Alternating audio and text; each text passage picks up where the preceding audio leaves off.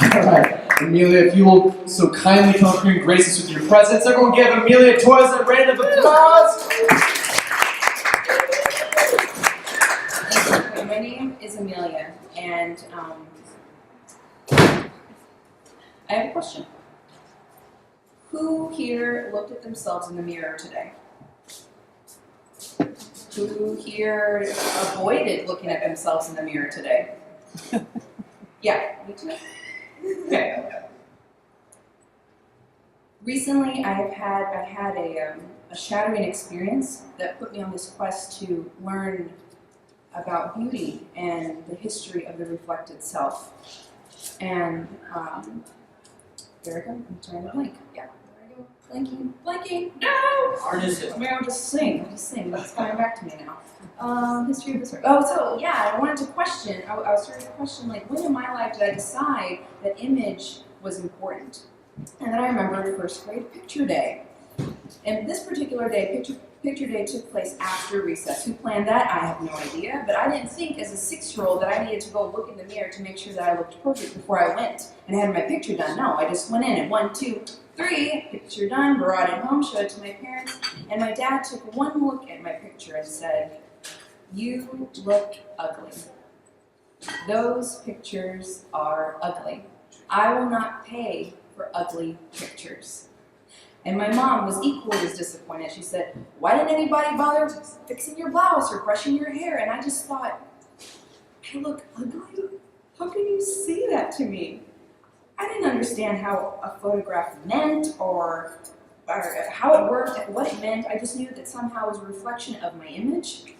And in that moment, my dad taught me that in order for other people to believe that I'm beautiful, or for other people to want to buy my picture, that I needed to look perfect. And even though my dad had an epic parental fail that day, he's always taught me and my sisters to be strong, independent, educated women, to go after our goals, to never stop seeking, and to give it everything we had 110%. So after surviving middle school and high school and college, I started getting to the point where my outer physical self-confidence was matching my inner intellectual self-confidence. And a couple months ago, I had a hair catastrophe, and no, this was not the result. At the time, I was actually trying to grow my hair out. And so I went to the woman, and I said, "This is what I want." She said, "Okay, go ahead and part your hair for me." And I thought, oh God, this is going to be really bad. So I just took a deep breath and thought, it'll be fine. And before I knew it, she asked me, "What do you want to do with your sideburns?" And I said, "My sideburns? What? I'm a girl, I don't have sideburns." And then I looked in the mirror and one was completely gone and the other one looked like the Horn of Africa. And I just thought, oh God. And I ended up with this faux hawk pompadour look, and the woman that fixed my hair, I said, "I wish that I didn't care so much about my vanity. I wish that I didn't care so much about what I look like." And she said, "It has nothing to do with vanity. It has to do with what you're feeling on the inside and what you're projecting outside, and you want that reflected in your appearance." And I thought, wow, that's pretty profound. And so I walked out of that salon that day and got new earrings, red lipstick, edgy new clothes, and I had to embrace my new look. It was like the universe was saying, "Yeah, you want to keep hiding behind your hair? Well, let's just take it away." And in February, I went on a retreat. And I had the opportunity to experience a true mirror. Now, what is a true mirror? It's an actual mirror that's designed to reflect back to you what other people see when they look at you. So, for example, in a traditional mirror, it's impossible to shake hands with yourself. If I were looking at myself the way I'm looking at you now in the mirror, I would not be able to shake hands with you.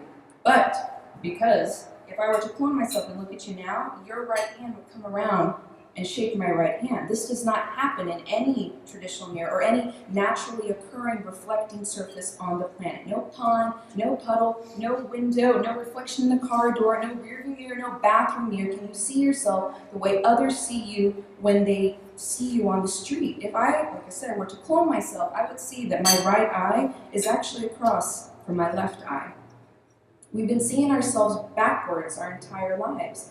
Maybe this has something to do with the fact that we feel like we're the only one. There must be something wrong with me because only we can read ourselves the way we see ourselves in the mirror.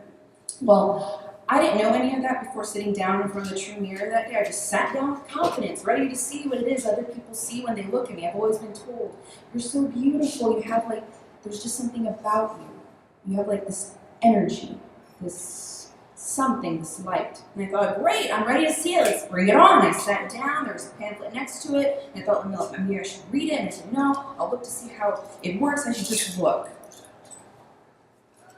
And what I saw shattered me. I thought, that's what people see?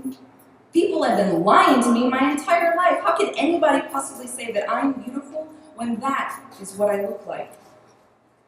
In the United States, and in every culture where mirrors surround us, we are so intimately familiar with every detail, every flaw, every nuance. Our appearance is so intrinsically tied to our identity, our beliefs, our values.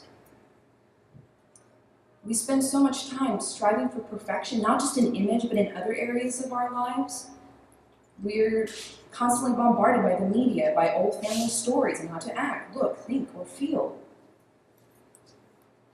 So that day, I went and talked to the woman who brought in the true mirror, and she said, how did it go? And I said, not so good. I just don't see what you see.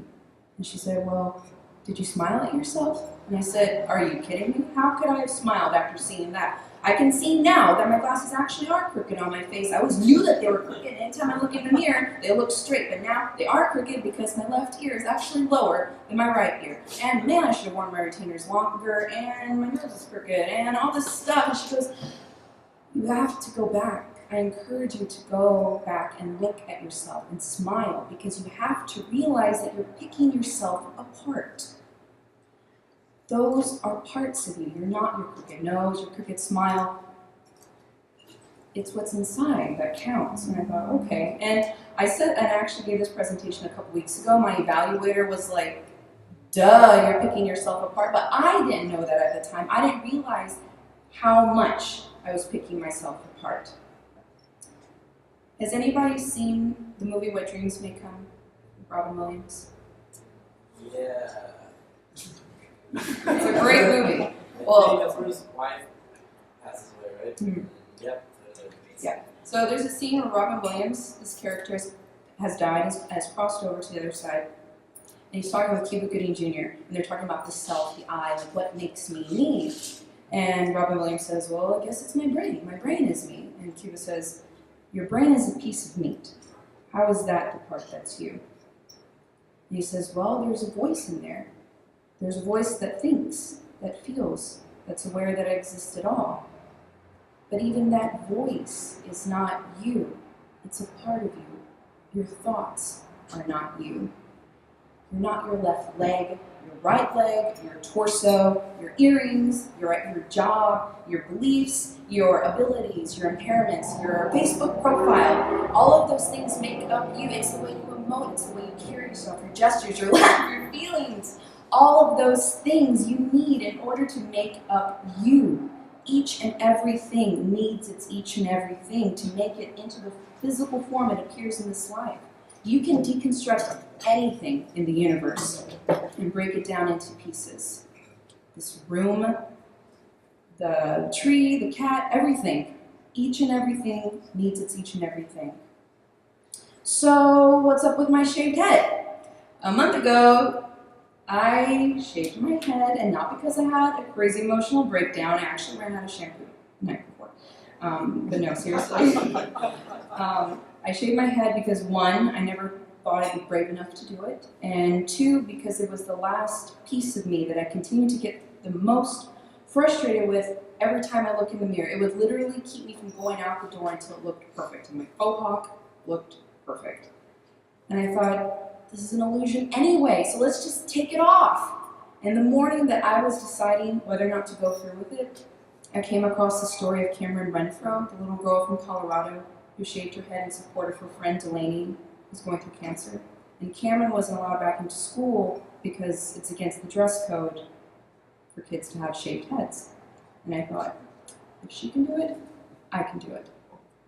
And I cannot adequately describe the liberation that I felt when it all came off. I was beaming and smiling and just radiating going out of that salon. I walked down the street with my head held so high, and I heard somebody say, "Hey, I know you." And I turned, and it was the woman that had sold me these earrings. And the thing I find most telling about that is she recognized me. Not my hair, me. My hair is truly just part of me. And my family was shocked, but supportive, except for my dad.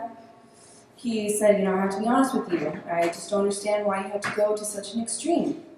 And I said, but Papi, you set me up this way. You set me up to go all the way, to excel, to be strong, independent, educated woman, to give everything I did 110%. Well, here I am, 110,000% myself. How could you not understand that? Beauty lies in the pieces. And if it's in the pieces, it most certainly is in the whole. We are each a unique facet in the great interconnectedness of life.